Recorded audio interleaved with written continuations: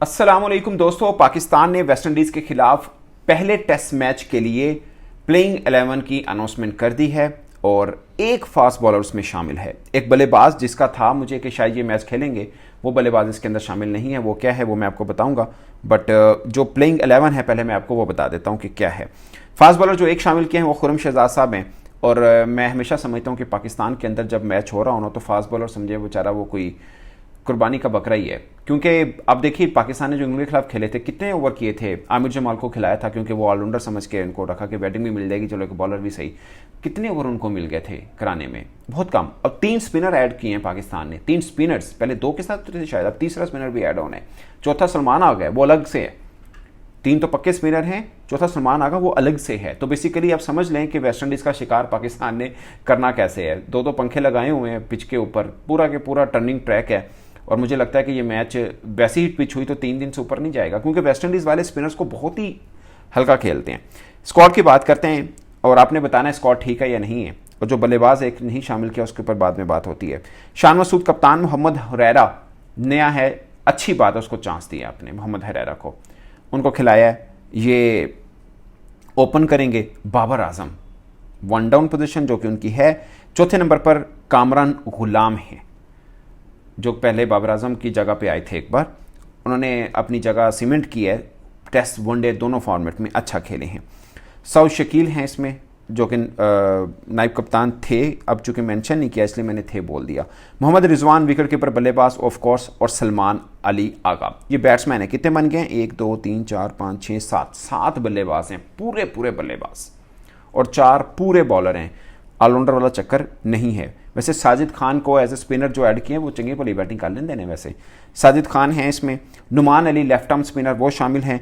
Khurram Shahzad fast bowler वो शामिल हैं। और एक और स्पिनर जो ऐड ऑन किया है वो है मिस्ट्री स्पिनर अबरार अहमद। अब यहाँ पे अबरार अहमद अच्छी बॉलिंग करेगा। अबरार अहमद के ऊपर हमने बड़ी तनकीद की थी जब ये पहला टेस्ट मैच खेले थे रावलपिंडी उसमें मुल्तान के अंदर, अभी जो सीरीज खत्म हुई है अगेंस्ट इंग्लैंड, वहाँ पे इनसे बॉल नहीं हुआ था क्योंकि पटा विकेट था, कुछ नहीं मिल रहा था। बाद में जब स्पिन ट्रैक बना इन बेचारे को हटा दिया था, फिर नुमान और साजिद आए थे, साथ में जाहिद महमूद को हमने शामिल किया था। जाहिद ने खैर बहुत ज़्यादा विकेटें नहीं ली थी लेकिन बॉलिंग ठीक ही थी उन्होंने, बट अब जाहिद की जगह पे अबरार अहमद आ गए हैं। तो कुल मिला के 3 रेगुलर स्पिनर होंगे और एक फास्ट बॉलर खुरम शहजाद है। बाकी सब के सब बैट्समैन हैं।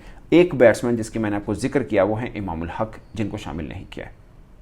मुझे लगता है कि हुरैरा को आप लेके आए। मैं हमेशा एक चीज़ का बिलीव करता हूँ कि जहाँ पे बहुत ज़्यादा टैलेंट है वहाँ बैकगर लगाने की ज़रूरत नहीं है। आपने हुरैरा को लिया, फिर ड्रॉप कर दिया बगैर रीज़न, बगैर खिलाए, अब दोबारा लिया है तो आप कम से कम उसको चांस दें, लंबा खिलाएं उसको थोड़ा। मतलब मैं हमेशा ये कहता हूँ कि जितने अपने सैम को चांस दिए उतने फिर बाकी सब भी डिजर्व करते हैं। हुरैरा को भी आप कम से कम कुछ 7-8 टेस्ट मैचेस खिलाएं, उसके बाद आप उसका निकालेगा कैसे। वैसे टैलेंटेड है लड़का, पाकिस्तान के डोमेस्टिक में तो अच्छे रन किए हैं इसने।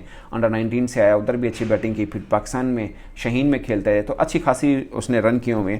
तो अच्छा है कि उसको शामिल किया। मुझे लगता है कि वो प्रैक्टिस मैच में 70+ रन किए थे, इसलिए इमाम वहाँ पर रन नहीं कर पाए, तो इनकी फॉर्म को देखकर इसमें उनको प्लेइंग 11 में जगह मिल गई और इमामुल हक इसके अंदर नहीं है। ओवरऑल एक अच्छा है। शान मसूद और मोहम्मद हुरैरा ये ओपन कर रहे हैं इसमें, और बाकी पूरा कॉम्बिनेशन पाकिस्तान का ज़बरदस्त है। मुझे लगता है कि ये वेस्ट इंडीज़ का जो है ना दोस्तों 2 टेस्ट मैच, सच बात यह है कि इसका कोई फ़र्क नहीं पड़ना पाकिस्तान पे या किसी पे भी। वैसे आज जो सुबह पाकिस्तान की एक प्रेस रिलीज आई थी वो बड़ी मजाका खेज थी। उसके अंदर मेंशन था कि पाकिस्तान वर्ल्ड टेस्ट चैंपियनशिप को हाई नोट पे ख़त्म करना चाहता है। अब हाई नोट क्या है? 7वें 8वें नंबर तो कोई हाई नोट नहीं होता, पहला दूजा तीजा होता है, जो कि हो नहीं सकता। तो अब पाकिस्तान ये 2 टेस्ट में जीत भी जाए तो ठीक है, एक अच्छी बात है कि आप वेस्ट इंडीज़ से तो कम से कम नहीं हारना बनता।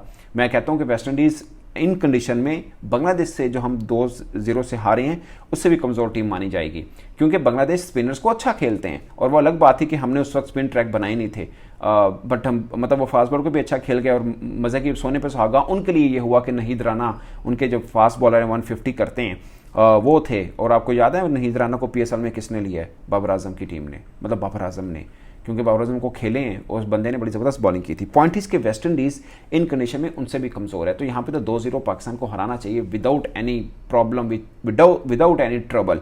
और ये स्पिनर जो हैं हीरो बनेंगे, बाकी खुरम शहजाद थोड़ा बहुत साथ देंगे उनका बहुत लंबे लंबे स्पेल नहीं करने पड़ेंगे जैसे उनको साउथ अफ्रीका में करने पड़े थे, क्योंकि वहाँ पे स्पिन का लिए नहीं था, वहाँ पे कोई स्पिनर नहीं खेला, यहाँ पे कोई फास्ट बॉलर नहीं खेला। बहुत से लोग कह रहे हैं कि अब्बास को क्यों नहीं खिलाया, फलां को क्यों नहीं।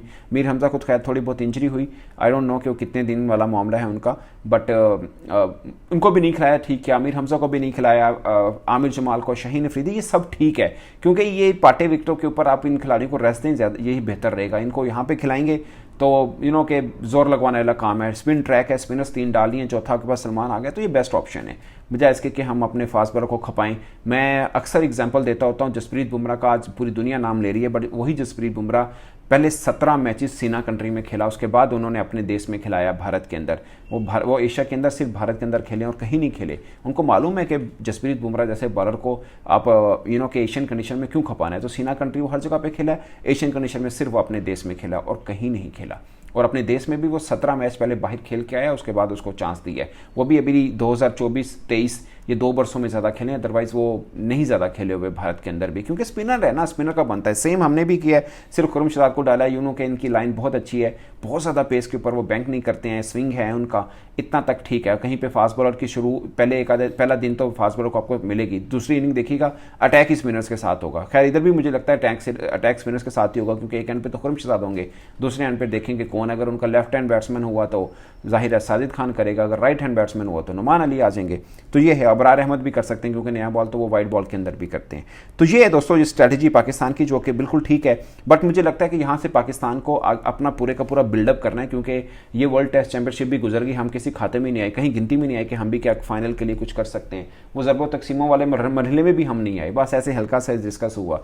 तो ये मामला हुआ पाकिस्तान के साथ। बट मैं ये मानता हूँ कि हमने साउथ अफ्रीका वाला टेस्ट सीरीज़ अगरचे बुरे से, हम कहते हैं बुरा ही है ना, 2-0 से हमारे हैं, बट मुझे लगता है कि ओवरऑल हमने फाइट अच्छी की थी। पहला टेस्ट मैच जीत के करीब थे, दूसरे टेस्ट मैच में बैटिंग ने थोड़ी बहुत दूसरे इनिंग के अंदर परफॉर्म किया था, फिर बाद में हमें कोलैप्स हुआ और हम हारे।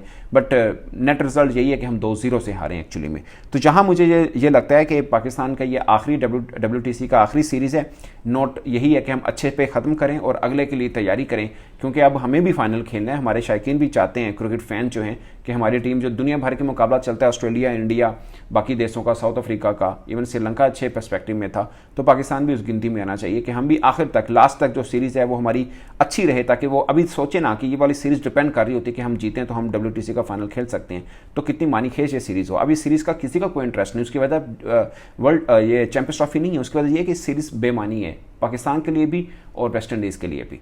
तो ये एक चीज़ है। बट हाई नोट यही है कि 2-0 से जीतें, और उसके बाद ये है कि हम अगला जो सर्कल है उसको अच्छे से शुरू करें, अपनी टीम को बिल्ड करें।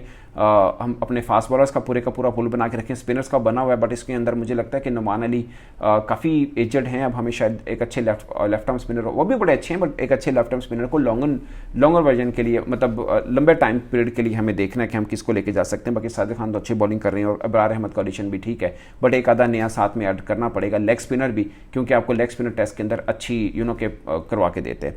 तो दोस्तों ये है पाकिस्तान की प्लेइंग 11, इस पर आप अपनी राय कमेंट के सूरत में जरूर बताइएगा। मेरी तरफ से इतना ही, इजाजत दीजिए, अल्लाह हाफिज़।